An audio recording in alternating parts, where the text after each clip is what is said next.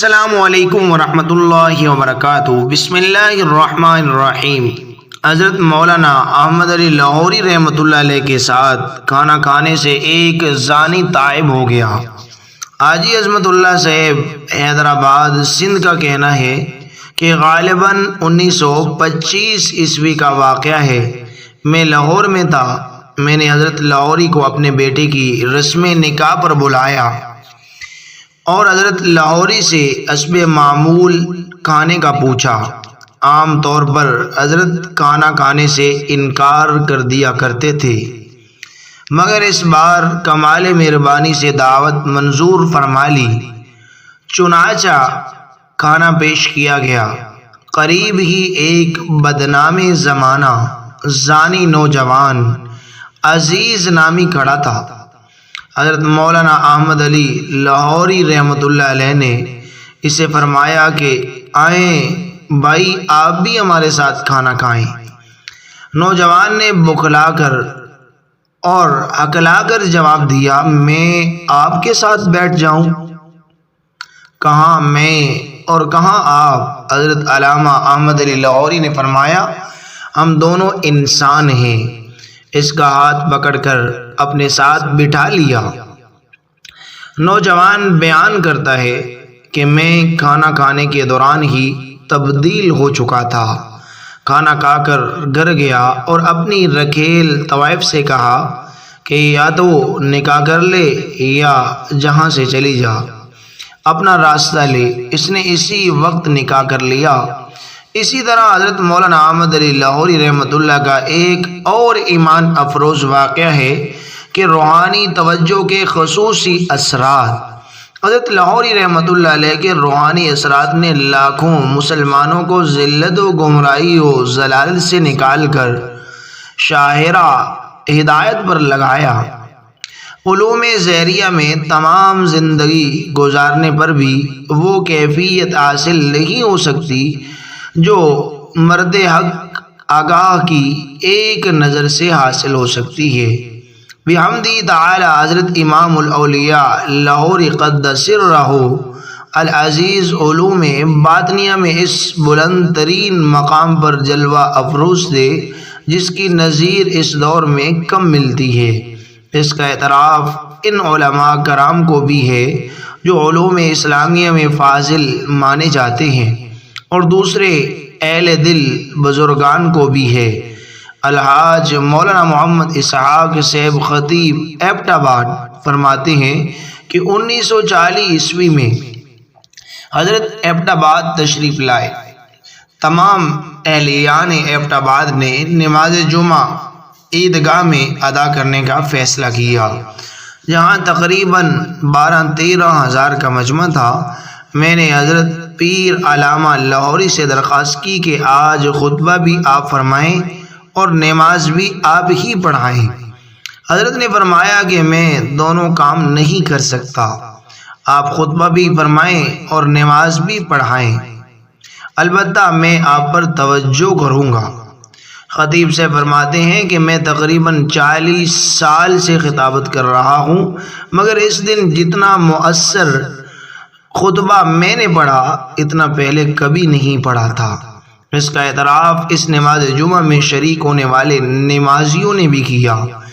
شیخ محمد شریف صاحب نے حضرت کا ایک اور ایمان افروز واقعہ ذکر کیا ہے کہ ایک نوجوان مسمى عبد الستار قدم بوسی کا ملتجی ہوا اور اس نے عرض کی کہ حضرت سینما کو بہت جی چاہتا ہے، طبیعت قطعاً نہیں رکتی۔ حضرت نے چند منٹ خاموشی اختیار کی اور توجہ فرمائی، پھر پوچھا تو عبد الستار نے فوراً عرض کی کہ حضرت اب دل میں نفرت پیدا ہو چکی ہے۔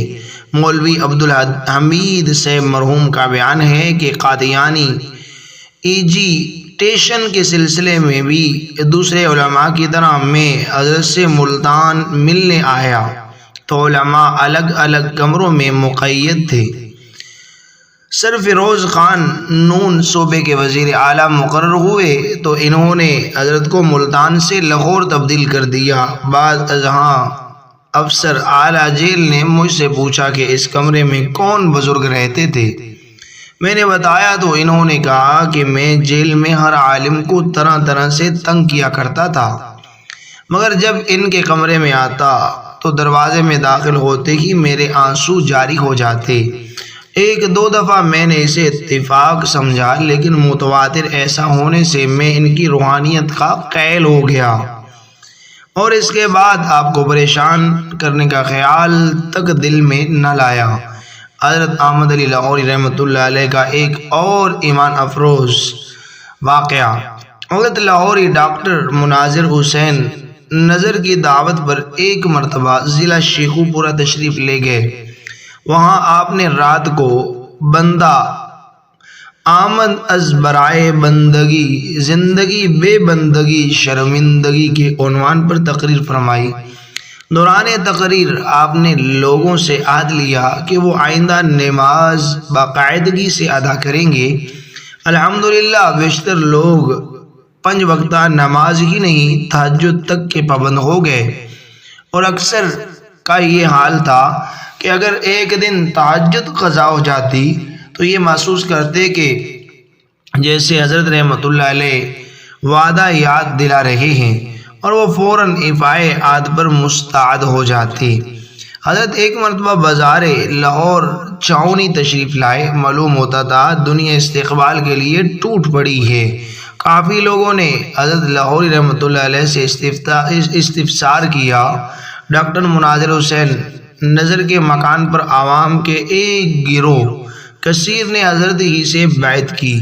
چنانچہ حضرت لاہوری کی ایک مرتبہ تشریف آوری سے علاقہ پر یہ اثر ہوا کہ مسجدوں میں نمازیوں کے لیے جگہ تنگ ہو گئی۔ بیشتر لوگ یاد الہی میں شاغل ہو گئے۔ اکثر لوگ جو سینما کے بے حد شائق تھے سینما کے نام تک سے متنفر ہو گئے اور برائیوں سے پہلے ہی دن تائب ہو گئے۔ یہ حضرت مولانا احمد علی لاہوری کی ایک نگاہ توجہ کا اثر تھا۔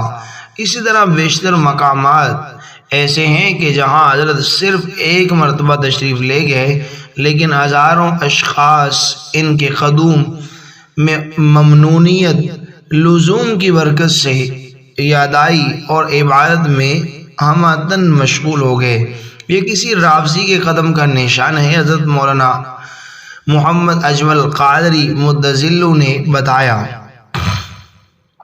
1944 عیسوی میں حضرت لاہوری حج کے لیے تشریف لے گئے تو ہماری دادی اماں صاحبہ اور والدہ محترمہ بھی شریک سفر تھے۔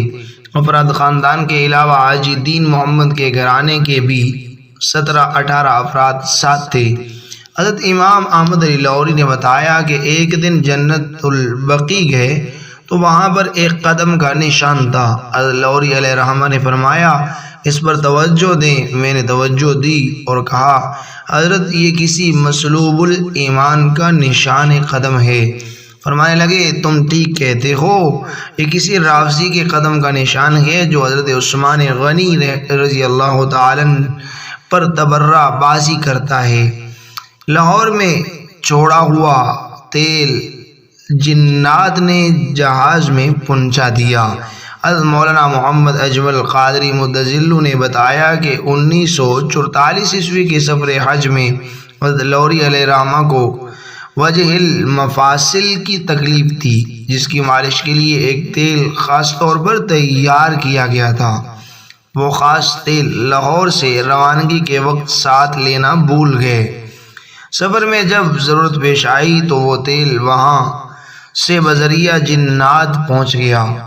ناظرین و سامعین، حضرت لاہوری کے ان تمام واقعات سماعت کرنے کے بعد ہمیں درس یہ ملتا ہے کہ جب انسان اللہ کا ہو جاتا ہے پھر اللہ اس کے تمام مخلوق کو تابع فرما دیتے ہیں، اور پھر جب انسان اللہ کو راضی کرتا ہے تو اللہ تعالیٰ اس کے تمام کاموں کو اس کے لیے آسان بنا دیتے ہیں۔ ناظرین و سامعین، ہمیں بھی چاہیے کہ ہمیشہ اللہ کو راضی کرنے کی فکر میں رہیں۔ ناظرین و سامعین، اگر آپ ہمارے چینل انٹرسٹنگ سٹوری پر نیو ہیں تو پلیز اسے سبسکرائب کر لیجئے، ویڈیو کو لائک اور شیئر کرنا مت بھولیے، اور کمنٹس باکس میں اپنی آراء کا اظہار ضرور کیجیے کہ آپ کو ہماری یہ ویڈیو کیسی لگی۔ آپ کا اپنا چینل انٹرسٹنگ سٹوری، جزاکم اللہ خیر۔